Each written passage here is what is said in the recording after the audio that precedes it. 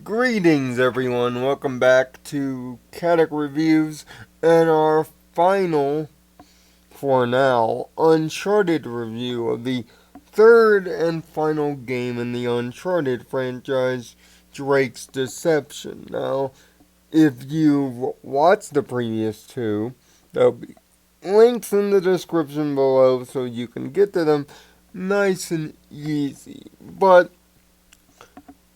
by and large, I have shown in the previous two reviews that I'm not much of a big fan of the series. In fact, I consider Uncharted 2 to be one of the worst sequels I have ever played, due to its cliches, repetitive nature, and again, much like the first, lack of story depth. But it's in the third game now that we get to the youngest of the Uncharted jewels. That is, if you don't count Golden Abyss, a PlayStation Vita game that many people don't even acknowledge exists. Drake's Deception, taking place 2 years after the events of 2. This is 2011 now, sees our intrepid person I love to hate going after yet another treasure in the Atlantis of the Sands, but being chased after an old enemy by the name of Marlowe and associate Talbot.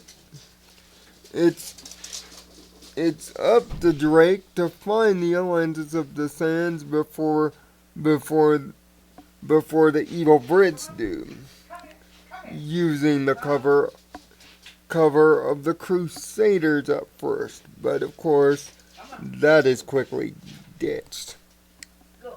What's new about Uncharted 3? Well, not a goddamn thing.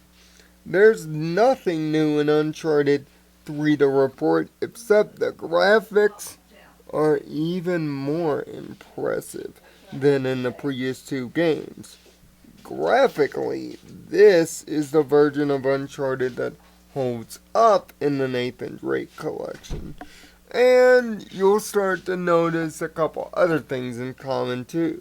The fistfight combat is very similar to The Last of Us, almost down to the ladder. This is where that fistfighting combat, and in fact the close-up camera that The Last of Us is known for, is taken from.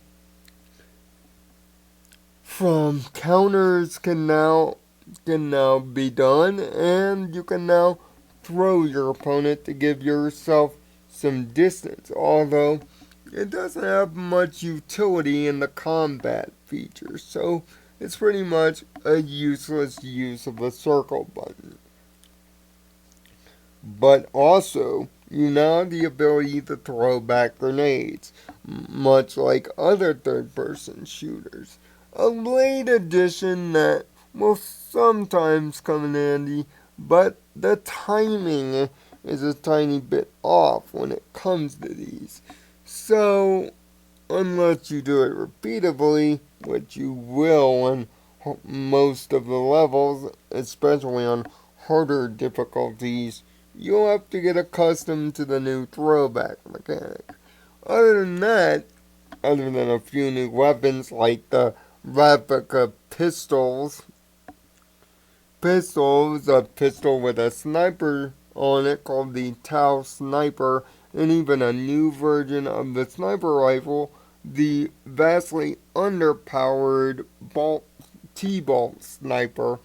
There's really nothing new in Uncharted 3 to report. It's really the story that takes some new interesting turns. We learn how Nathan met Mr. Sullivan through a couple flashback chapters in the early part of the game, and how he has gotten hold of that world famous ring that has always been in his possession until now. This game is really more of Nathan and Sully's story, more or less. Even plot armor Elena is chucked into the plot around chapter 10 and then vastly chucked out by chapter 15 until the end of the game.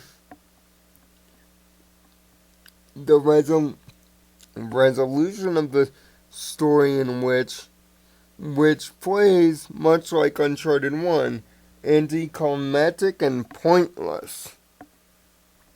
Another quick time event boss battle and another quick escape rounds out the end of the game, similar to Uncharted 1 and 2 almost put together. The platforming is as good as ever, but however, the camera still, less than the other two thankfully, still has problems deciphering, and unlike the other two games, this is a more action-centric fare. There aren't as many puzzles in Uncharted 3. A lot more action-centric shooting set pieces, which makes the pace of the game faster and, by extension, the trip a little bit shorter to take. Although the story does pull some interesting plot twists and for the first time has truly interesting villains, it doesn't do enough to save the been there, done that routine that this game, much like its predecessor, goes through. Levels in the Uncharted series as a whole seem to be seemingly on repeat, with nothing new and original being added to the fray. Say, a couple of swimming sections and a mission or two on a boat rather than a derailed train. But it pretty much follows the same beats as Uncharted always has.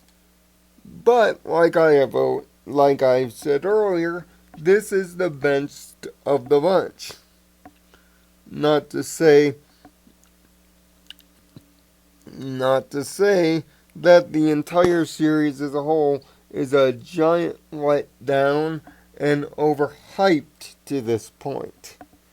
But it's nice to see that going into Uncharted 4, at least there's hope finally for some turnaround.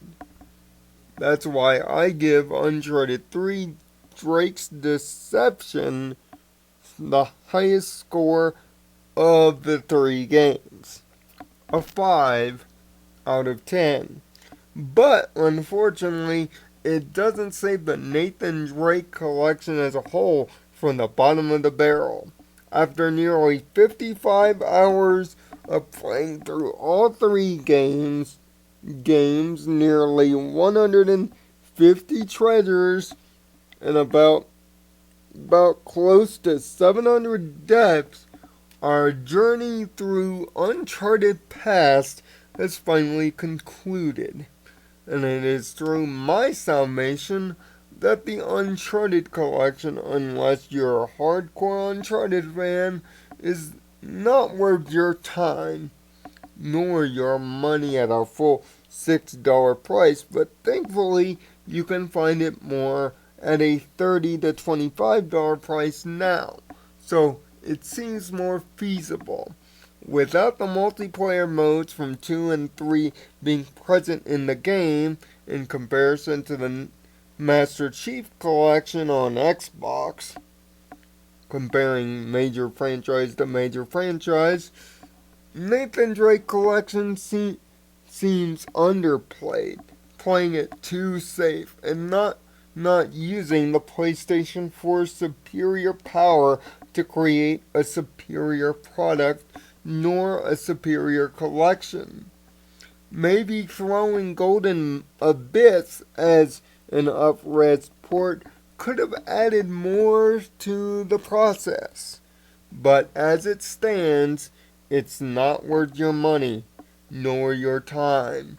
Temper your expectations with the Uncharted series and lessen it as more of a fun, jaunty action romp, and you may find more to your liking. But as a story game with a coherent plot, it is not. Even sometimes ripping clearly off of Indiana Jones for inspiration, the Uncharted franchise is overbloated, overhyped, and overstated. And the Nathan Drake collection just shows how far Uncharted has overstayed its welcome. I give the Nathan Drake collection as a whole a 4 out of 10. Next time on Kadic Reviews, hopefully something a lot more positive. So, stay at home. Don't chase the treasure. Find peace in your own nirvana. And we'll see you next time on Kadic Reviews. Thanks for watching.